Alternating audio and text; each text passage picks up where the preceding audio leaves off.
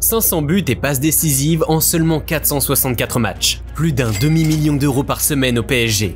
Un champion du monde à seulement 18 ans. Ce ne sont pas que des chiffres, c'est l'histoire de l'ascension de Kylian Mbappé au sommet du football mondial. Mais aujourd'hui, au Real Madrid, les chiffres racontent une autre histoire. 7 buts en Liga, dont près de la moitié sur penalty, et une équipe qui occupe la 24e place de la Ligue des Champions. Que se passe-t-il avec le joueur qui devait être le nouveau visage du football ? Avec la fin de la saga de Lionel Messi et Cristiano Ronaldo et l'incapacité de Neymar à atteindre les sommets, tout le monde pensait que Kylian Mbappé serait la prochaine grande star du football mondial. Et honnêtement, pourquoi pas ?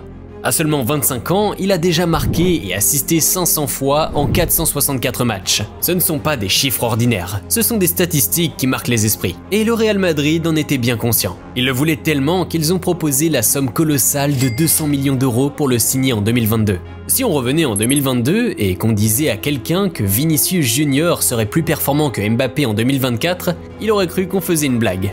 À l'époque, comparer Vinicius à Mbappé aurait fait rire dans n'importe quelle discussion footballistique. Et pourtant, nous sommes à la saison 2024-2025 et c'est exactement ce qui se passe. Mais ce n'est pas seulement une question de chiffres. Quand on regarde les matchs, Mbappé ressemble parfois à un joueur différent de celui qui dominait au PSG. Ce qui est encore plus intéressant, c'est la rapidité avec laquelle les choses ont changé. Nous parlons d'un joueur qui a remporté la Coupe du Monde à 18 ans et qui était censé être le nouveau visage du football. Même son transfert au Real Madrid a été l'un des plus médiatisés de l'histoire du club, ce qui n'est pas rien pour une équipe qui a signé des légendes comme Zidane, Ronaldo et Beckham. Son arrivée n'était pas un simple transfert. Elle était perçue comme un passage de flambeau, le moment où l'une des plus brillantes jeunes stars du football prendrait sa place dans le club le plus titré de l'histoire. Les attentes ne se limitaient pas à des buts et à des passes décisives. Il s'agissait de perpétuer l'héritage d'un club qui a accueilli certains des plus grands joueurs de tous les temps. Les fans du Real Madrid attendaient ce moment depuis des années, après avoir été refusés par Mbappé à 2 reprises auparavant. L'excitation était à son comble, ce qui devait être le début d'une nouvelle ère. Cette saison, les performances de Mbappé ont suscité quelques interrogations. Il a inscrit 7 buts dans la Liga, ce qui n'est pas si mal, jusqu'à ce qu'on réalise que presque la moitié d'entre eux viennent de penalty. Bien sûr, marquer un penalty n'est pas facile, demandez à quelqu'un qui a dû en tirer un dans un match important.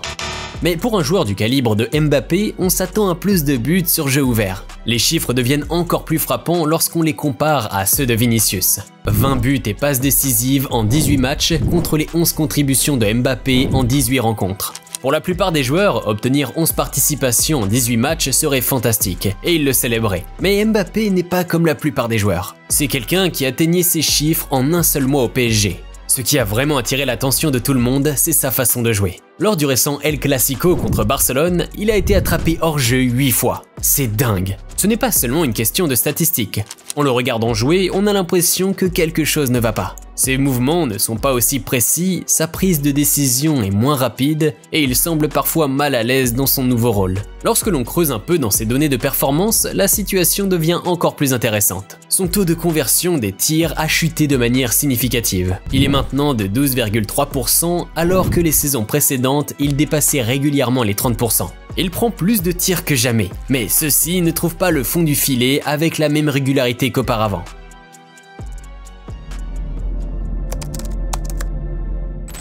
Pour comprendre pourquoi il s'agit d'une affaire si importante, il faut revenir sur ce que Mbappé faisait au PSG la saison dernière. Les chiffres sont franchement impressionnants, 58 participations à des buts en 48 matchs, ce qui le place en 2e position derrière Harry Kane dans les 5 principaux championnats d'Europe. Certains diront que c'était la Ligue 1, qui n'est peut-être pas aussi compétitive que la Liga ou la Première Ligue. Mais Mbappé ne se contentait pas de faire des prouesses au niveau national. En Ligue des Champions, où on affronte les meilleures équipes d'Europe, il a enregistré 9 contributions au but en 12 matchs. Il est devenu le meilleur buteur de l'histoire du PSG et l'équipe était construite autour de lui. On lui donnait la liberté de jouer à sa manière, on le payait 600 000 € par semaine et il avait même son mot à dire dans les décisions du club. Ce n'était pas seulement une question d'argent non plus. Le PSG atteint sa première finale de Ligue des Champions en 2020 avec lui, perdant face au Bayern Munich dans un match très disputé. La différence clé réside dans la manière dont le PSG l'utilisait. Il jouait principalement sur l'aile gauche où il pouvait exploiter son incroyable vitesse et ses qualités de dribbleur. Il avait la liberté de s'élargir, de venir chercher le ballon plus bas ou de faire des courses dans le dos des défenseurs. Au PSG, Mbappé ne se contentait pas de marquer des buts. Il était le cœur du système offensif. Ses coéquipiers savaient exactement où il voulait le ballon lorsqu'il faisait ses courses et comment lui créer de l'espace. Le milieu de terrain était structuré de manière à lui transmettre le ballon dans des positions dangereuses. Et même la défense était conçue pour lancer des contre-attaques rapides par son intermédiaire. Il n'était pas seulement un attaquant, il était le point central de la stratégie de toute une équipe.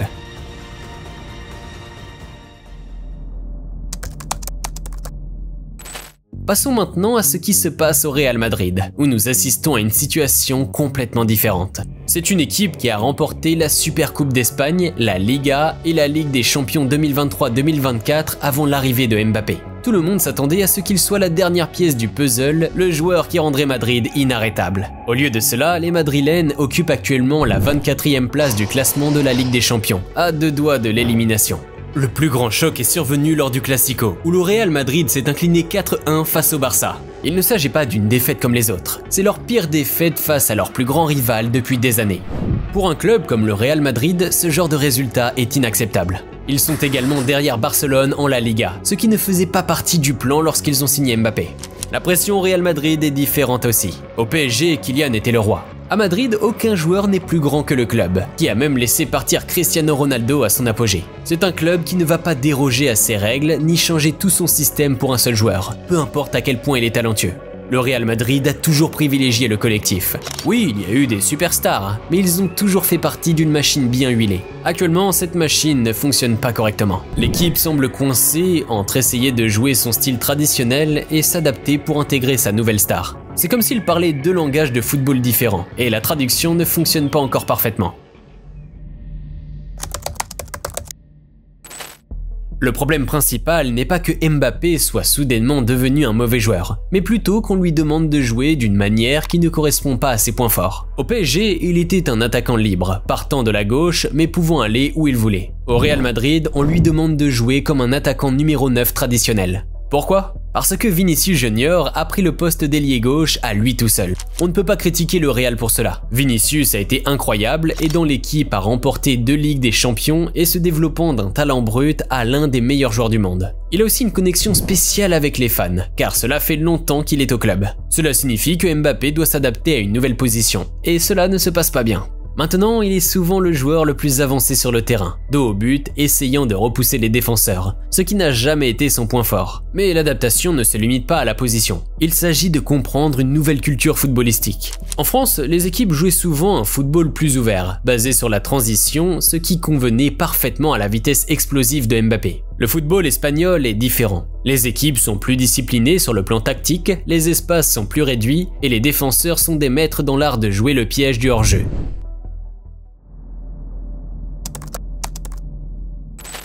Une grande partie du problème réside dans l'organisation du milieu de terrain du Real. Toni Kroos manque énormément à l'équipe, qui était fantastique pour délivrer ses passes parfaitement synchronisées que Mbappé adore exploiter. Le milieu de terrain actuel, composé par Valverde, Camavinga et Bellingham, est incroyablement talentueux, mais ce sont des joueurs différents. Ces milieux se concentrent davantage sur l'énergie, le pressing et la capacité à porter le ballon eux-mêmes vers l'avant. Ce ne sont pas les joueurs qui repèrent une course et délivrent une passe parfaite dans le dos de la défense. Cela signifie que Mbappé doit souvent descendre plus bas pour récupérer le ballon, ce qui n'est pas idéal lorsqu'il est censé jouer en tant qu'attaquant. La situation est aggravée par les blessures de joueurs clés comme Carvajal et Militao, qui contribuent à apporter de la largeur et de la créativité à la défense.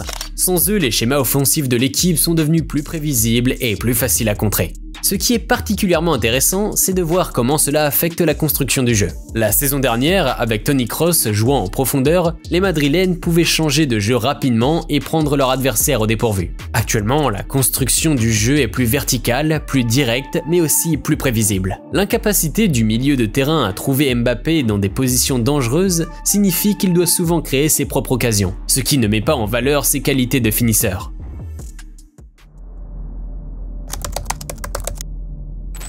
Et il faut mettre tout cela en perspective. Mbappé n'est au Real Madrid que depuis 4 mois. C'est peu pour s'adapter à un nouveau championnat, à de nouveaux coéquipiers, à un nouveau poste et un style de jeu complètement différent. La pression sur lui est énorme, chaque erreur est analysée et chaque occasion manquée devient un sujet de discussion.